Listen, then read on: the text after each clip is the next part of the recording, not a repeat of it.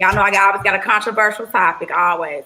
So I'm going to discuss the demasculation of the Black American man. And basically, I just believe being a man shouldn't be a bad thing. Um, it's this whole week, y'all. I done seen stuff from now. The character Robin is now bisexual. I don't know where that came from, or I don't even know why are cartoon characters identified by who they having sex with. I didn't even think cartoons was supposed to be having sex. So that's I don't know. You got the thing with the baby or whatever. I watched that video. I'm kind of confused about it. Why, he needs to be canceled. I mean, I see the part where he said, if you a man and you sucking D in the parking lot, whatever. I mean, should he have said if you a woman and you wouldn't sucking D in the parking lot, would that have been more appropriate? I mean, the man has lyrics about killing, sluts and hoes, women ain't this and that. He say one thing about a man putting his mouth on another man's penis, and all his shows and festivals and endorsements are canceled. I'm at this point, I'm just flabbergasted. But then you have, I saw Lil Nas X video. I think it's called "The Industry," and that was quite interesting. And I know a lot of women be like, I don't see nothing wrong with it, So a lot of it's so crazy because a lot of and then there be a lot of us sisters, a lot of us sisters. We always point our finger at the Black man, but we have some stuff that I be confused about as well. A lot of you all said, well, the baby, he shouldn't have said that. That wasn't right. But y'all don't see nothing wrong with Lil Nas X and pink jumpsuits. Not that men can't wear pink, but y'all get what I'm saying. And pink jumpsuits, men twerking. Even there's even a scene with them all dancing butt naked in a shower, like together. Men holding his pockets, walking down the prison hall, which if you don't know, means that you own this person. That's your bitch. And I don't see nothing wrong with it. It's fine to me, But then it'll be a lot of these same women saying, it ain't no good man. Ain't no good man. It's either gay or in prison, and not At this point, I get so tired of signing these disclaimers because we don't want to offend anybody. But I'm trying to figure out as well, when did we get to that point? Like there's a group of people in this country that I don't even know if it's a group of people. I don't even know what it is anymore that you can't offend. You can you can talk about Jews and blacks and Mexicans, but you can't say, you better not say nothing about the LGBTQI community. And I would venture to say that applies to Jews too. You just have to have enough voice for it to matter to them. The average person saying it doesn't mean anything, but anybody with a voice says anything about Jews. Look, the first time we saw Nick Cannon broken was because of a statement about Jews. He did, yes. Yeah. If you wanna get pressure in media, say something negative about Jews. That's true. I stand corrected. That is right. True. So I guess because I never heard anybody else say nothing about it. You never. That's the last person I believe that actually said something about it. Well, it's things that I literally had my coattail pulled maybe 4 years ago.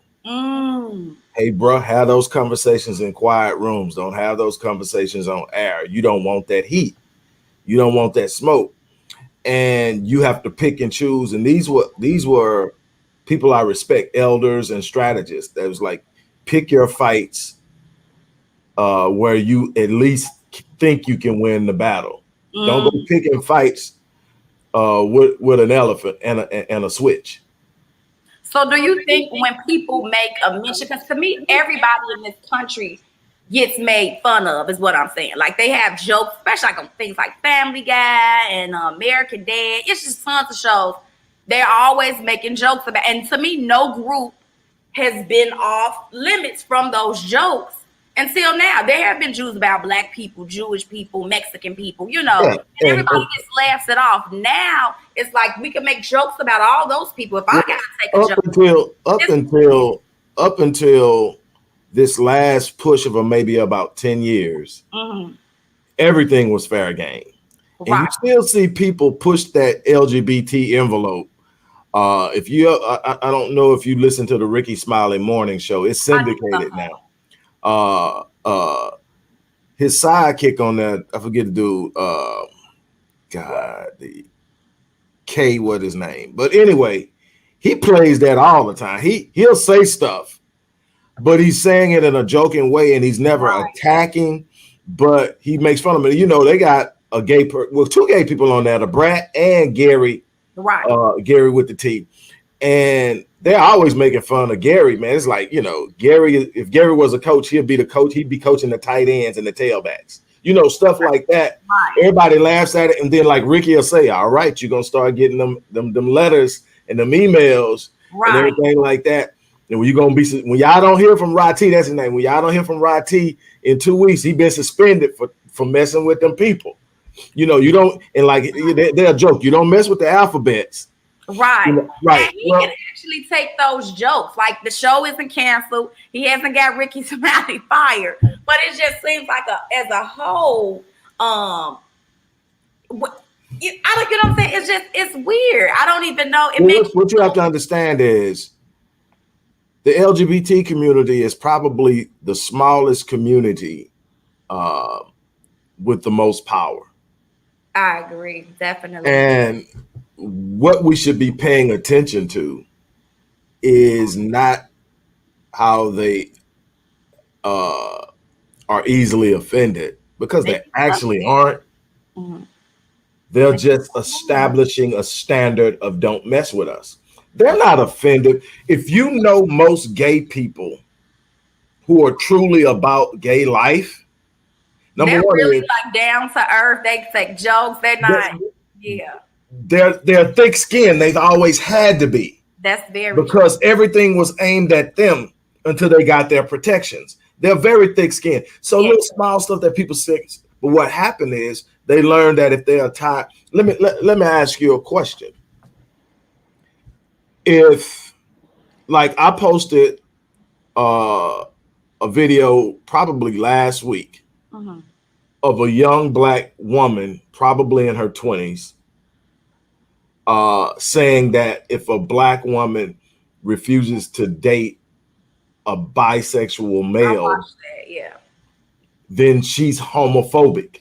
Lord, I saw that. Now, there's being a mental health expert, being that my background is actually in mental health and dealing primarily with trauma and performance. So those are my areas of expertise, dealing with trauma and performance. So I've dealt with the gay community way more than anybody can possibly imagine, especially Black women, but a few Black men. I had, for over a year, I had a Black gay roommate. It was three of us, two heterosexuals, and one gay dude. And we were close, we were cool, we still communicate till this day. No problems whatsoever, because he knew my stand and I didn't get in his mix. Yeah. That's your business. But if you ask me what I think about it, I'm going to tell you, not from a personal level, but how it affects us as a race, because that's where my head is. I have that same collaboration with my sorority sister, and she's a lesbian, and we don't clash on that. It's just a respect thing. Right. And so you don't come over messing with me. I'm not gonna come over messing with you. Do your thing. But here's the thing. When she came out and said that if a straight Black woman doesn't want to date or marry a bisexual Black man, then she's homophobic. And so I said, okay, first of all, as a mental health expert, I'm sick and tired of the term phobia being associated with disagreement. And or even dislike or even hatred. A phobia, as designated and identified in the the DSM-5, and in all areas of psychology, is understood to be an irrational fear. Now, to explain so people understand what an irrational fear is, let's take arachnophobia. Arachnophobia is the fear of spiders. If a spider comes and jumps down on your desk and you jump back, oh my God, and run out of the room, that's not an irrational fear. That's a fear that spiders bite. They could be poisonous. Right. I don't want to get bit. It's in my proximity. Let me get out of the proximity until we figure out what we're going to do about it. Actually, that's rational. It may be a little over the top. I don't jump when I see a spider. Most of the times I let them make it because I understand the ecosystem. Mm-hmm. You know, they deal with stuff I really don't like flies and roaches and all that other stuff. So we cool unless you in my mix. Then I got to deal with you, but I'm not running from you. I understand. Plus, I recognize that in Texas, there are only two that I really need to be worried about, the brown recluse and the black widow. They cause problems if they bite you. Right. But other than that, you know, you'll be okay. Right. So I understand that, and I know. But here's an arachnophobia. You're watching TV, and a picture of a spider is on the TV. You break out in the hives. You break into a sweat. Yeah. You become anxious. And literally the TV channel has to be changed or you're going into a panic attack. Right.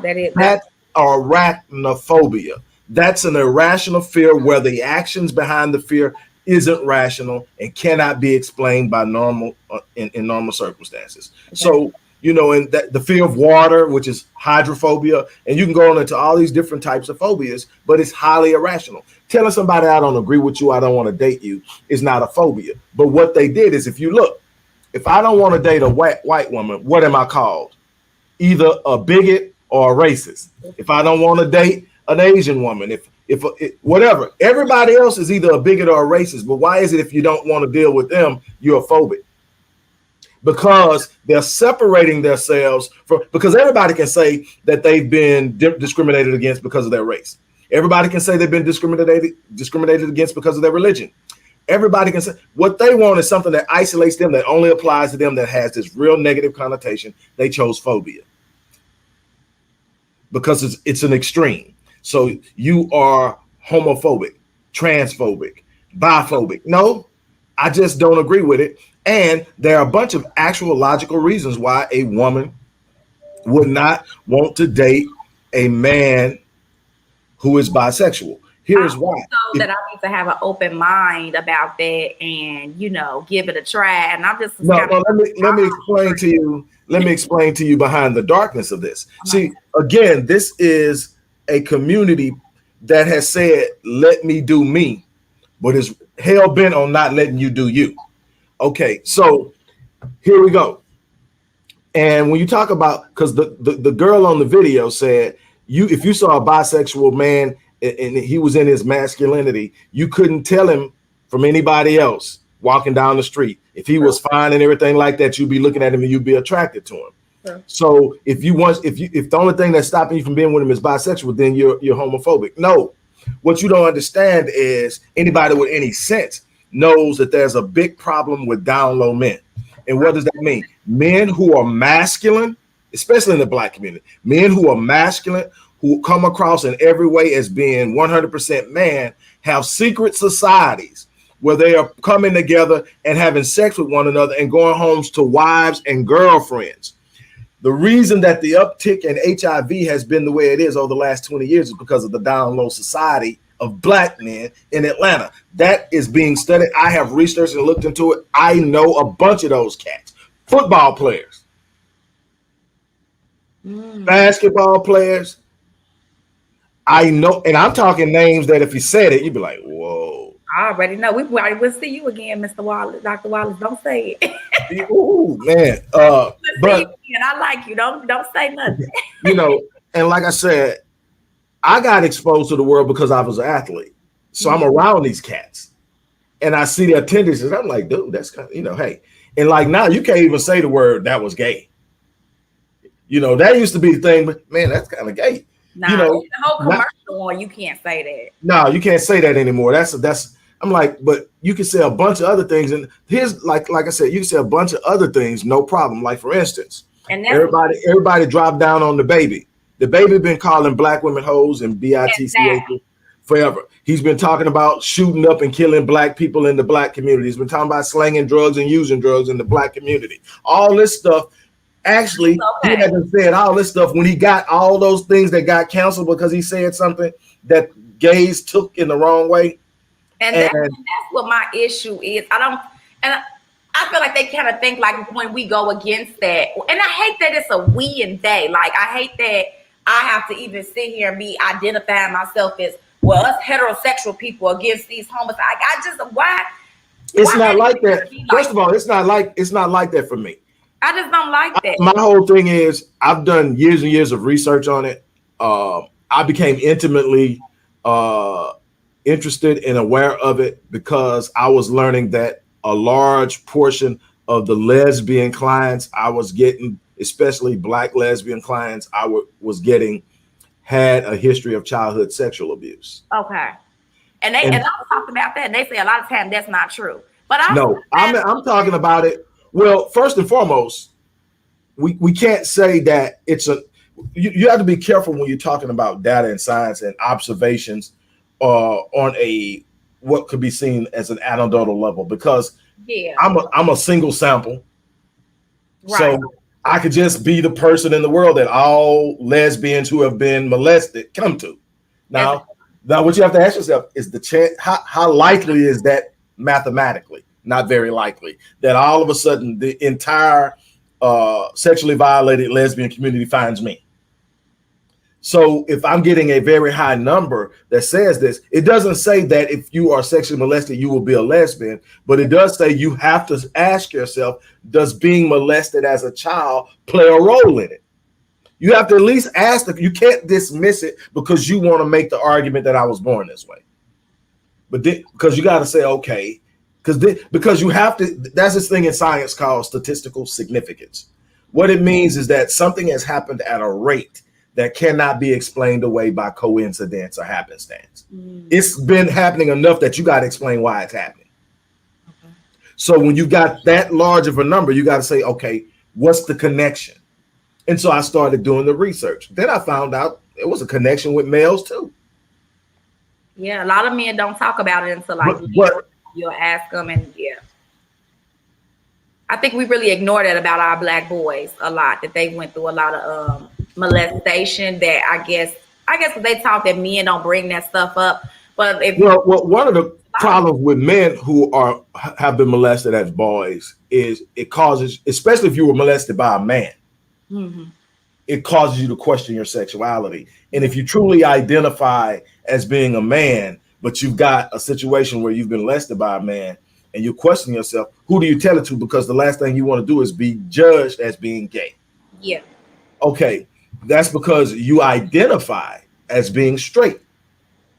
Right. This isn't any hatred towards gay. It's just, I'm not gay.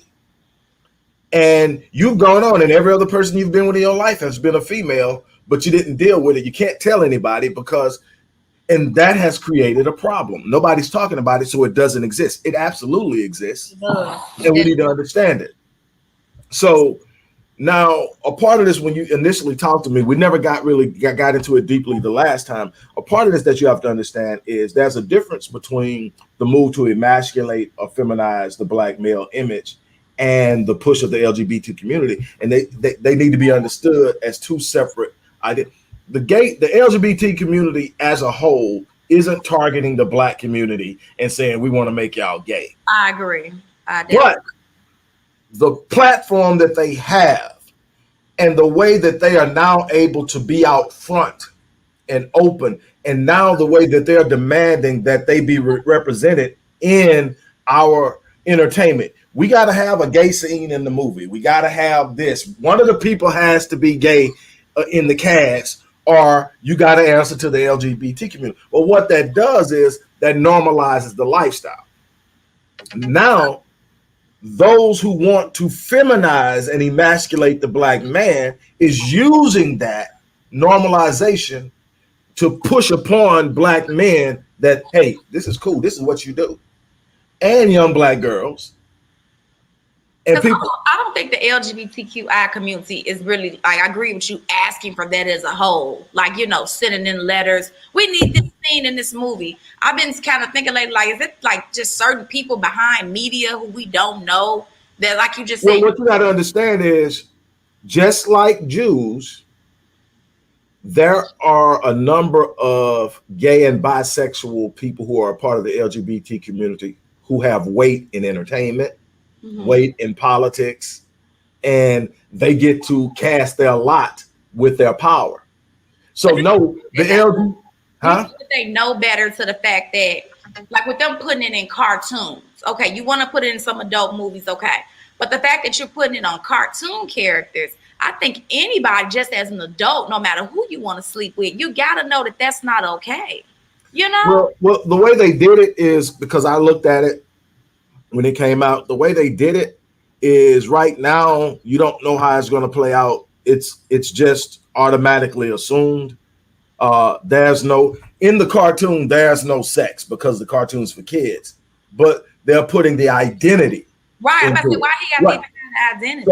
So in essence, to them, that's fair game. You got to understand, you got Dwayne Wade and Gabrielle Union putting a 12-year-old kid on Front Street, blasting him, taking him down, and letting him choose everything.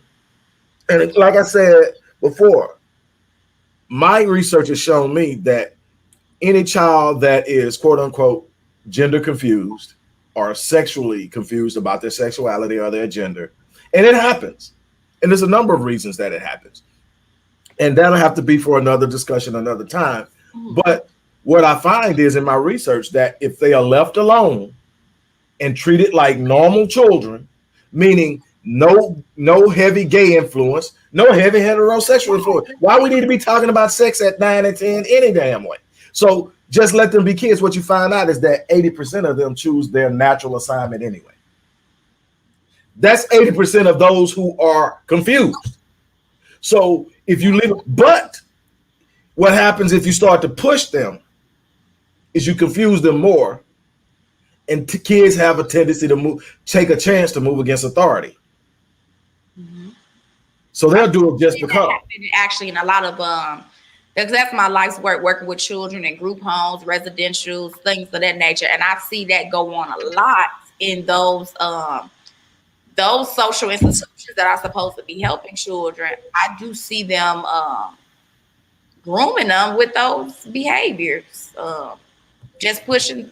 I don't know. A kid probably might talk about how, you know, something happened to him or whatever, and then next thing you know, the therapists there are like buying him dresses, and I'm just looking like, how did you get from there to, like, we've been forced at one place that I work where we had to change the pronouns every day. If this boy woke up and said he wanted to be called Sarah, we had to call him Sarah. If he woke up the next day and said he wanted to be called Antoine, we had to call him Antoine. And the other kids actually I had some kids come to me who I guess identified as being straight.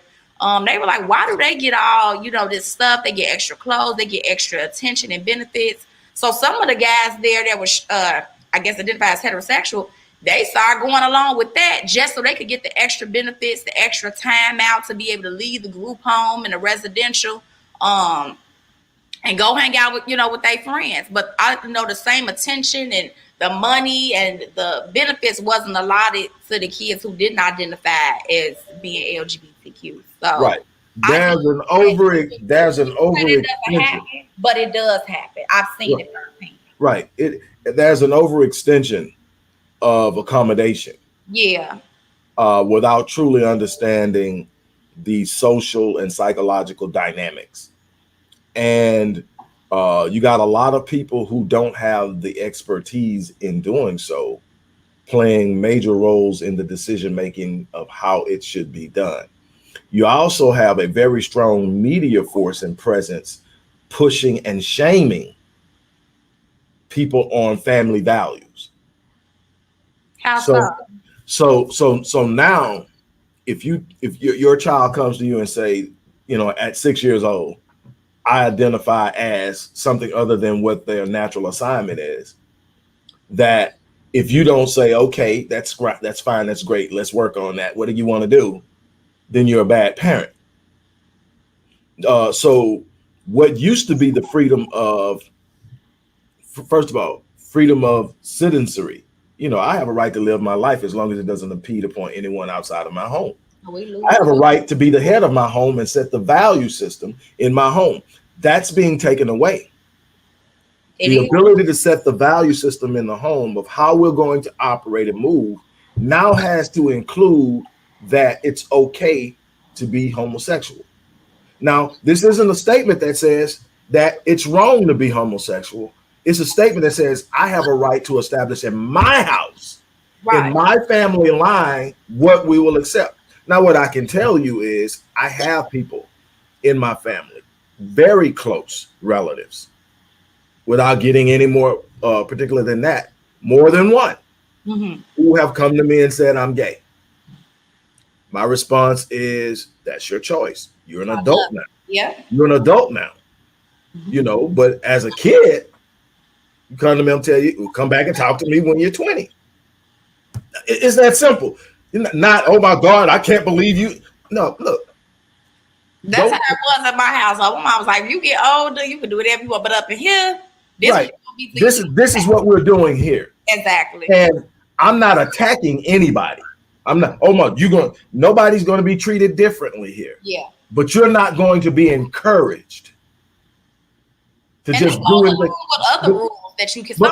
My thing is, I have 30 years of professional experience. Yeah. But I have 54 years of being a man. Well, being a male.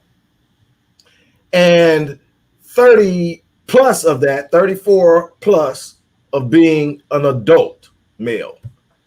And unfortunately, I started my sexual thing long before I was an adult. Okay, so I've seen this, and what I can tell you, I'm still discovering myself at 54. So to think that I knew what the hell I was doing at 15, I didn't. Luckily, nothing bad came out of it. But a lot of things could have, exploring things that I shouldn't be exploring because I'm not emotionally and psychologically mature enough to handle consequences that come with it. Now, no matter how much the LGBT community has established protections and all that stuff, and I don't think you should be discriminated against. I don't think you should be in danger of your life or your physical health because of that. So all those protections, I think they deserve. But you don't deserve more protection than the next person. Yeah. And your freedoms should never infringe upon the freedoms of the next person. That's the very thing you've been fighting for all this time. But now you want to use the leverage you've got to force your way into spaces that you're not invited into. And I don't go play. Not to be invited into those spaces. That's bad. I mean, I go back and into the pre-1967 Martin Luther King. I tell him, why were you forcing your way into places you weren't welcome in? That was a waste of resources. We lost so much because we went in there. Yeah. He admitted it in 67 and 67 when he said, we're going to get integration, but I think I've integrated my people into a burning house. Yeah, you did. But when he figured it out in Bout Face, they showed him exactly what he was. You are a buffer dude. Now that you are actually talking about stuff that actually has substance and you can actually lead these people to power, and you got that. We put all these people behind you because we wanted you to control them. That's it. We built that with the media. We built because if without the media, only the people in Alabama, Mississippi, and a couple other places would have even knew who King was. They built him for the reason. And I heard the March on Washington when he ain't supposed to go like that. It was not supposed to be that peaceful. That when he get I Have a Dream speech. Yeah. All that was together. All that was buffering. And if you look at most of the people that's accepted and respected in mainstream as black leaders, they're buffers. And that's all. Trust me. If when you start talking about stuff that really matters, mainstream will not accept you. Dr. Khalid Muhammad, Dr. Amos Wilson, Medgar Evers, Malcolm. When Martin changed, less than a year. And I don't know if you know this, but in 1999, the U.S. government found guilty for ordering his death. Oh, the King family won a civil suit against the United States government in 1999. I got the videotapes of the trial. They were found guilty for murdering him? They were found complicit and responsible. Responsible is the word that was used. Okay. Because this isn't a criminal court. This is a civil court and a wrongful death suit. Okay. But here's what happened so you can get the details so it doesn't just sound like, well, they just knew like Malcolm. They knew what was going to happen to Malcolm. They could have stopped it. They didn't. They planned that. The CIA had a role in it, undoubtedly. But okay, with Martin, it's worse. With Malcolm, covertly, something's going to happen. We're just going to make sure it happens, type thing. No, when King started talking about we're marching on Washington again, this time we're coming for our check, talking about underwriting us, and he started showing how all other groups that come into this country get underwritten, talking about land grants for farmers and all that stuff, and how we still haven't got our 40 acres and a mule. When that started being the conversation, all of a sudden, this is what happened. There was a mob boss in New Orleans. This is straight from the trial. I don't know if it's still on YouTube, but I actually found it in a series of about 8 videos on YouTube. But what happened is they had a mob boss. He had been caught doing some things, and they had then turned him into an informant. So he was a mob boss, but he was under government control. They went to him and tasked him with the death of Martin Luther King.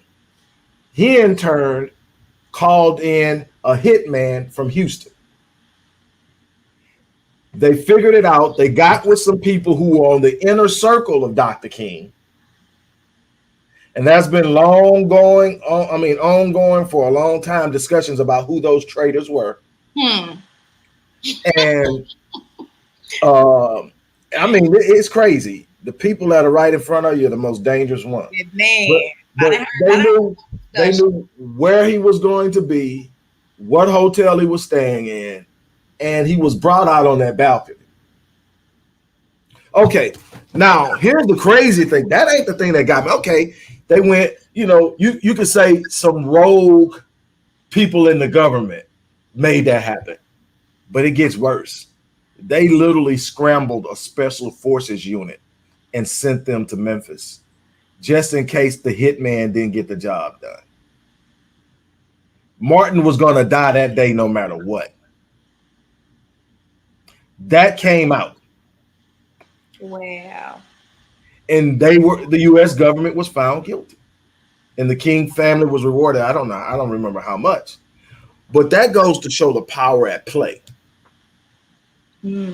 So, but King, when he stood up and said that, so the whole thing is when you sit up and you are really truly a voice for the people, you don't get put on a pedestal by mainstream. If you see people and they on the pedestal, they getting a bunch of playtime, they getting all the donations and everybody's loving on them, watch them. Because there's some under the table deals going on. They're lining their pockets, they're getting whatever and they are that. I've said this so many times. It's probably actually when I'm looking and reading in different places where we tend to hang out and learn, probably the thing that I'm most quoted for saying is the greatest threat to Black progress is a Black face with a white agenda. My God. and I believe that. I said that first time 8 years ago with a conversation with my friend and colleague, Dr. Michael Blanchard. We have these conversations, and he was like, "Doc, what do you think, our greatest threat is? What is the biggest hurdle we got to get over?" I said, Black people. He said, "What do you mean?" I said, the greatest threat to Black progress is a Black face with a white agenda. Come on now. You spit. They look like, in the face, they look like a friend, but they doing the stuff underneath that's totally destroying and dismantle. They sent a Black face in to get Fred Hampton. They did. Wow. Yeah, that's crazy. They sent a Black face in to get Malcolm. They had multiple Black faces to set up King. And that's just internally.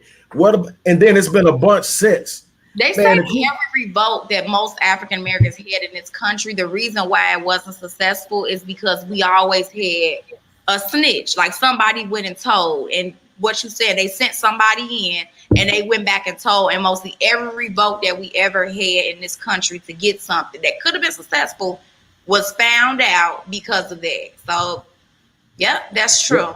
Yep. And so that's that part of it. And moving back into the theme of things, there is a difference between what's going on in the LGBT community and homosexuality and transgenderism and all of the other things that those letters stand for, bisexual, lesbianism, and all that. That's one thing. My bigger concern has always been the emasculation and the feminization of the Black male image. And when I talk about that, I'm not talking about homosexuality. I'm talking about the feminization of the straight male. Right. To where you make him more docile. See, the true masculine artists like Lil Nas X and stuff, they think they're being used to promote that, or you think that's just like a separate? I mean, they're all being used. You got to understand, Lil Nas X doesn't own his record label. Even on the flip side of, someone might say the flip side of the argument with DaBaby, he doesn't own his record label. The record label, who do you think made him apologize? The label, the people that own him. And you want to know why he had to apologize? See, it started out with his money, because touring money, event money, where you're showing up and touring, that's where the artist makes his money. The label gets the vast majority of record sales. I think, like, when I was in the music industry, the average contract between a label and an artist had them getting somewhere between $1 or something like that per unit. So if the CD sold for $13, you got $1. Okay, but what you got the hefty majority of touring revenue. That's where you made your money. You had to book those tours, sell those tours out, and tour and get your money. That's why you had artists in clubs doing shows, you know, for $20,000, $30,000. That's what they got to do to get their money. So the thing is, as long as they just canceling your tours and your events, they in your pocket. But what the label is sitting up there doing with their strategists and their execs is, okay, next time he drops an album, if we don't have that straightened out by then, we're going to have a problem getting any more money out of him. So now we got to do PR. We got to send him out there and make him straighten this out. And so now you can tell by how he's doing, because the first time he came out and apologized, it wasn't accepted well. Then he got mad and took it back. He did. Because now he's caught in that thing where he feels like his manhood is being tested. Yeah. So he's bucking, but then he had to come back and apologize again. Why? Because I like that money. And and he hasn't figured out in his way how he can get that money without them. And he can get that money without them. The whole way the thing is set up now is everybody can eat, and that's what the wealthy elite are afraid of. The opening of the internet and everything being digital now, I can create my own, put it out there, promote it and distribute it, and build off of that. All I need is one viral video or one viral track, and I'll build off of that. And I'll use my money, if I'm smart, to reinvest in myself and grow my brand. And so, you know, it's been done. It's being done. And you got a couple of people who have reached billionaire status using the digital platform. Jay-Z and Kanye. Artists like DaBaby and other rappers like him are also being used to demasculate, even though they kind of come off. But you know something, now that you mentioned it, what they have is not even masculinity. That's some toxic, I don't even know what you will call it. So, right, but what they do is they take behavior like that, anti-social, destructive behavior, and they categorize it as masculinity and put toxic in front of it when it has absolutely nothing to do with masculinity. It's dysfunction. It's dysfunction, and that's the thing that you have to be careful of, because what they're doing is they're attacking masculinity by giving it a negative label, and over time, nobody wants to see a man stand up and be a man. They want a man that knows how to say yes, sir, no, sir, whatever you say, sir. I was reading something doing research on this whole COVID thing. I was actually, and I'm going to read it to you right now. It's just a real short quote from Robert Anton Wilson, but somebody posted it in the comments. And the quote is real simple. It says, the obedient always think of themselves as virtuous rather than cowardly. Mm. And so those are the things that you have to sit up and, look at, is how we are constantly being pushed into a place where we're more docile as men. Because the truth of the matter is, a black man with his chest out and his shoulders square is intimidating. Very. That's why during slavery and the Reconstruction and Jim Crow segregation, we weren't allowed to look white men in the face, because our presence in the masculine form is intimidating. And what they also understand is black women can become as affluent as they want to, as educated as they want to, as wealthy as they want to. If you don't have the black man to protect you, you're still vulnerable. We will only get as high as our women lift us spiritually, and we will only get as far as our men lead us physically. Without the black man to lead, we will remain stagnant. We will have a large portion of our women doing some unbelievable things, but our race stagnant. Because without black male force in a patriarchal society, no matter how elevated the black woman gets, there's going to be a white man that'll make sure she doesn't get too far. The only one that can challenge that white man is a black man. So we'll let the woman get as high, and obviously some black men to get through, but what we'll do is we'll dangle carrots in front of the black men who seem the greatest threat and see if they bite. If they bite, they're on our side. If not, we kill them.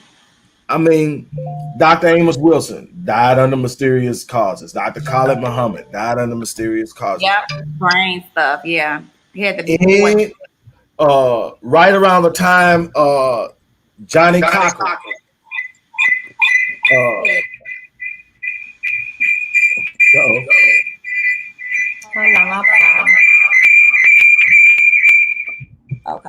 So I might have to go over to my phone because my laptop is acting funny. Excuse me, y'all. Go. Okay. But even Johnny Cochran, brain cancer, after he started to build an organization that was going to confront black poverty and a bunch of other things within the legal system, where blacks were erroneously, disproportionately impacted. And so, and many people will label that's just a conspiracy, and I get it. And then I heard before that the only difference between a conspiracy theory and truth is about 6 to 12 months. Let me think.